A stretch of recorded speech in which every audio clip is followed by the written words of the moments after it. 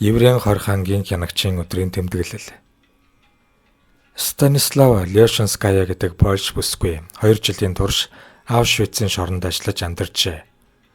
Тиймээс ч тэрээр тухайн үед болсон үйл явдал хоригдож байсан хүмүүсийн уу гашууг дэвтэртээ тэмдэглэн үлдээж тэр нүдгөө бидэнд хүрсэн юм. Энэхүү та бүхэндээ түүний цус нулимс хөлсөөр бүтсэн эмгэнэлт тэмдэглэлийг орчуулан хүргэе. Станислава Лешинская тухайн үед 35 настай байсан бөгөөд эмэгтэйчүүдийн хорих лагерт ажиллаж байсан. Тус хорих нь дэлхийн 2 дугаар дайны үед еврей хоригдлуудыг бөөнөр нь хорж хороодог байсан аймшигт лагер юм.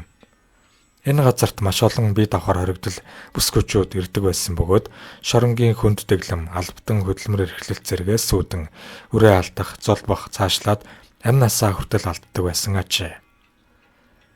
Намайг энэ тамийн газар ирэхэд маш олон зовж шаналсан хүнд өвчтэй бүсгүйчүүд өвчин зовлондоо шаналан үдэш бүр гансран уйлдаг байлаа.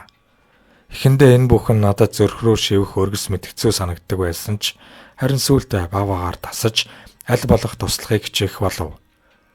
Гэвч хэрвээ би эндхийн дүрмийг зөрчиж үйлдэл минь илчлэгдвэл тэдний нэг болоход бэлэн байсан гэдгийг онцлох хэрэгтэй.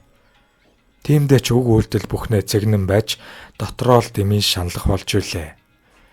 Энд хоригдохстын өрөө бүр дотроо 4-5 орттой. Орч гэжтэй хүн унтахын аргагүй нарийнхан, дээр нь матрас бүр дээр хүмүүсийн хатсан цус нүж ялгадас харахын эцэсгүй бохир зүйлсээр дүүрэн байдаг байлаа. Өрөөний хаанигтээ үжирч удсан ханы завсраас хархнууд орж гарна. Хоригдол хүүхнүүд бүгд хөлөө хараханд хазуулахгүй гэсэндээ нумарч хөлөө илгэндээ тэрвэрч хондог байлаа. Хүний цогт сэтэж амталсан харахнууд шөнөөр дайралтаа эхлүүлж хоригдол эмэгтэйчүүдийг амраахгүй. Зовлон дээр дахин зовлон. Өрөө бүрт өвчин зовлондоо шаналж нарийнхан орон дээр арай ядан эвхрэн дуу гаргах төдий тэнхэлтэй хүмүүс хөглөрнө. Давхар биетэй бүсгүйчүүдийн харцсанд хэдийн амьдрах итгэлээ алдсан мэт гүн гоник тодорч байдагсан. Энд халын гарцаар төрсөн яриаг гаргах өдөлтийн хаалга байдаг. Өвлийн тэсгэм өөдөнд штэд хөл гарын үзүүрээ хөлдөөн байж арай гэж 1-2 яс сална. Туулж барамгүй их зовлон нулимс дундаас цацрах ганц гэрэлгийг энэ бяцхан үрс мэт. Харамсалтай тэдгээр бяцхан зүрх хэдийн зогссон байх нь олонтаа.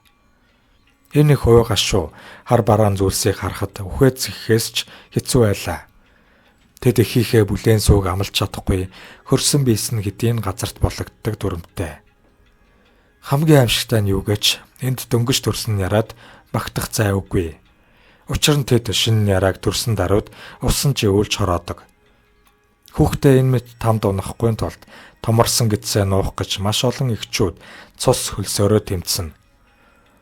Шин төрсөн хүүхдэд тусал сүүж өгөх ирэхгүй учраас шинхэн амарцсан эхчүүд хоосон хөхөө димээл шувтарна. Хүүхдээ нуух гэж хэрэндээ л хичээж байгаа нь тэр. Сэмэрсэн даауны өөцийг угааж солих бүрийдээ нууцаар угаах гэж зовдөг байсан нь үнэхээр зүрх зүсмээр. Зовж угаасан даавууга хатаахын тулд өөрийн гоё биеэр орон байж арай ядан хатаадаг байж үлээ. Гэвч 1943 оноос байдал арай өөрөөр эргэв. Тэд шин төрсөн хүүхдүүдээс цэнхэрнүүд шаргал үстэйг нь шилж сонгон Герман руу өрчлүүлэхээр илгээдэг байлаа. Энэ нь эхчүүдийн хувьд хамгийн эцсийн найдвар байсан гэхэд болно. Харин үлдсэн хүүхдүүд харамсалтайгаар хороог орхино. Дэндүү нь ялхаараа хороогоос одсон бяцхан өрсөн амьгүй биесийг харахны хоол олгохоор гараж хайдаг байлаа. Харахнууд нь хүний мах цусны амтанд орсон жижиг араатнууд цуултан гүйлтэнэ. Тус шорон маш олон эмэгтэйчүүд нь ялхсан шарлын газар болсон юм.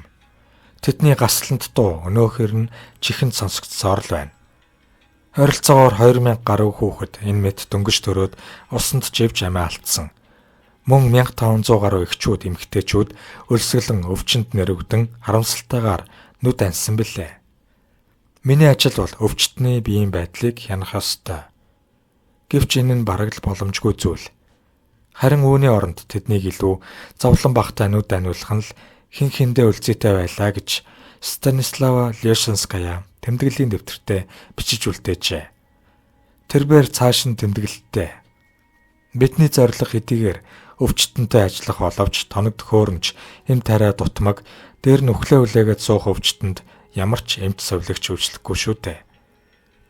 Энэ мэт аимшигтай зүйлсийг харж өдөр хоногийг хүндхэн өнгөрөөнө гэдэг миний хувьд там шиг л санагдаж байсан билээ. Ийхүү харамсал уй гашуу дагуулсан аимшиг тэмдэглэлээ дуусгая даа хэмээн бичсэн байв.